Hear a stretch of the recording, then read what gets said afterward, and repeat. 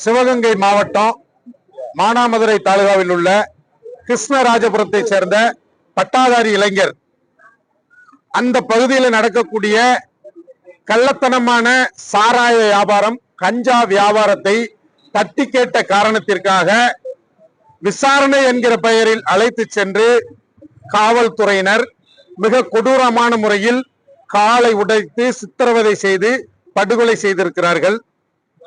மதுரை உயர்நீதிமன்ற கிளை இந்த படுகொலையை கண்டித்து கொலை வழக்கு பதிவு செய்து அவர்களை கைது செய்ய வலியுறுத்தி இருக்கிறது. 8ஆம் தேதி படுகொலை செய்யப்பட்ட ஆகாஷ் டெலிசனுடைய படுகொலைக்கு நீதி கேட்டு கடந்த 15 நாட்களாக அறவழியில் போராட்டங்கள் நடைபெற்று வருகிறது. திருநெல்வேலியில அதை வலியுறுத்தி ஆகாஷ் டெலிசனை அடித்து படுகொலை செய்த அத்தனை காவல்துறையினரையும் கைது செய்து உடனே சிறைப்படுத்த வேண்டும். 3 மாத காலத்திற்குள்ள இந்த படுகொலை வழக்க விரைந்து முடித்து அந்த காவல்துறையினருக்கு தகுந்த தண்டனை வழங்க வேண்டும். காவல்துறையினர் இந்த இது போன்ற படுகொலையின் போது மேலிடத்து உத்தரவு, மேலிடத்திலிருந்து எங்களுக்கு சொல்லப்பட்டுச்சு அப்படிங்கிறத கதையெல்லாம் சொல்லிட்டு இருக்காங்க. ஆகவே கீழ்நிலை காவலர்கள் பெரிய மன அழுத்தத்திலையும் இந்த அதிகாரிகளுடைய அழுத்தத்திலும் இருக்கிறதுனால அவர்களுக்கு சங்கம் வைக்க உரிமை வேண்டும். அது இது போன்ற காவல் படுகொலை தடுக்க வழிவகுக்கும். ஆகவே தமிழ்நாட்டில் உள்ள எல்லா ஜனநாயக சக்திகளும் இணைந்து தமிழ்நாடு முழுவதும் போராட்டம் நடத்திட்டு இருக்கோம்.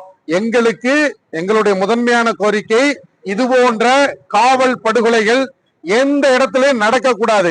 சாதி மதம்லாம் இதுக்கு பாகுபாடு இருக்கக்கூடாது. அனைத்து மக்களுக்கும் வேலியே பயிரை மேய்ந்த கதையாகத்தான் இந்த படுகொலைகள் எல்லாம் நடந்துட்டு இருக்கு. இதே சிவகங்கை மாவட்டத்துல கடந்த ஆண்டு ஜூன் மாசத்துல மடப்புறத்தை சேர்ந்த கோவில் காவலாளி அஜித் குமார் படுகொலை செய்யப்பட்டாரு. உங்க எல்லாத்துக்கும் தெரியும். அந்த படுகொலை நடந்து 4 நாட்களுக்குள்ள அந்த காவல்துறையினர் கைது செய்யப்பட்டு இன்னைக்கு வரைக்கும் சிறையில இருக்கிறாங்க, பிணை கொடுக்காம.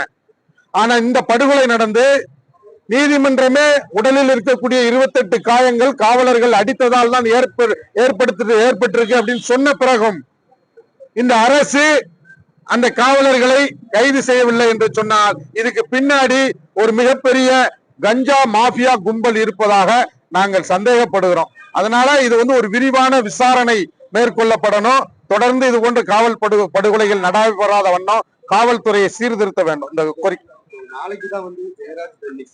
வழக்கு வருது.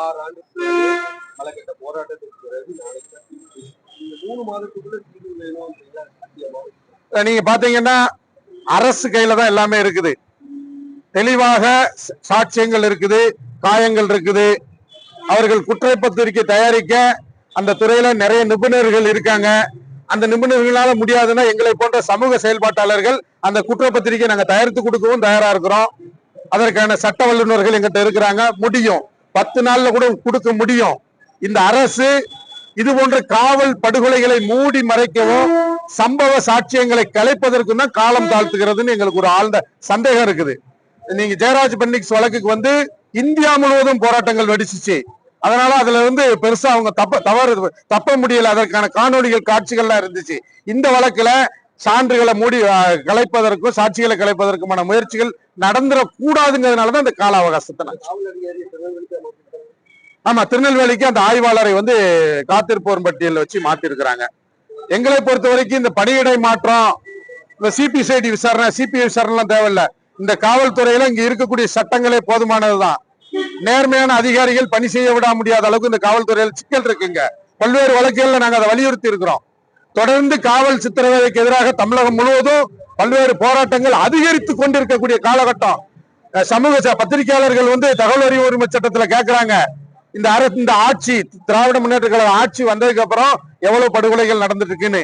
இந்த ஆட்சியில இருக்கக்கூடிய முதலமைச்சர் இதை கவனத்தில் எடுத்துக்கொண்டு அவருக்கு தான் இது களங்கம் கற்பிக்கப்படுது. காவல்துறை இந்த அரசுக்கு எதிராக செயல்படுவதாகத்தான் நாங்க கருதுறோம். காவல்துறை திமுக ஆட்சிக்கு எதிராகவே செயல்படுவதாக நாங்க கருதுறோம்.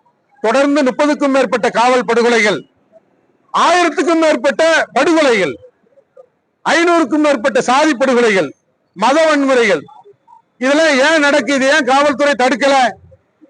திமுக ஆட்சியை கவிழ்ப்பதற்கு காவல்துறை சதி செய்வதாக நாங்க கருதுறோம். ஒரு சுயாதீனமான அமைப்பாக காவல்துறை மாறிக்கொண்டிருக்கிறது. மக்களுடைய வரிப்பணத்தில் பராமரிக்கப்படுகிற இந்த காவல்துறை மக்களுக்கு எதிராகவும் இங்க இருக்கக்கூடிய ஆட்சியாளர்களுக்கு எதிராகவும் செயல்படுவதாக நாங்கள் கருதுறோம், சந்தேகப்படுகிறோம். எங்களுடைய அடுத்த கட்ட போராட்டம் ஒரு மிகப்பெரிய அளவுல இந்த தேர்தலில் இது ஒரு அரசியல் நெருக்கடியாக மாறும். இது ஆகாஷ் டெலிசனுக்காக மட்டும் நடத்தப்படுகிற போராட்டம் அல்ல.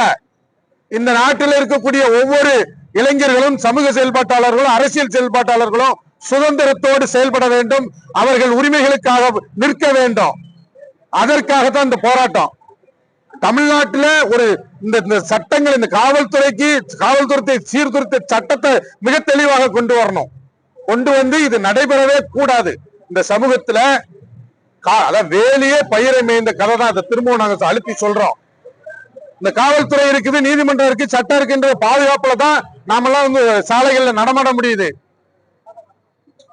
காவல்துறை மேல ஒரு பெரிய நம்பிக்கை வச்சிருக்கு இந்த சமூகம்.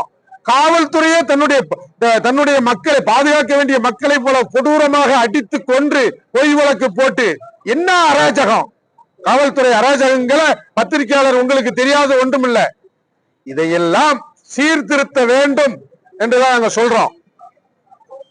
ஆகவே சட்ட திட்டங்களுக்கு உட்பட்டு இந்த ஆட்சியாளர்கள் இதை கவனமாக கையாள வேண்டும். அது தவறினால் தேர்தலில் மிகப்பெரிய அரசியல் நெருக்கடியாக மாறும். சாதி கடந்து மதம் கடந்து தமிழ்நாட்டு மக்கள் அனைவருமே இந்த படுகொலையை ரொம்ப கவனமாக பார்த்து கொண்டிருக்கிறார்கள். அனைத்து சமூக மக்களிடமும் அரசின் மீது ஒரு எதிர்ப்பு உணர்ச்சி வந்திருக்குது. இதையெல்லாம் கவனத்தில் கொண்டு இதற்கு உரிய நடவடிக்கை எடுக்கணும். இதுதான் எங்களுடைய அழுத்தமான கருத்து.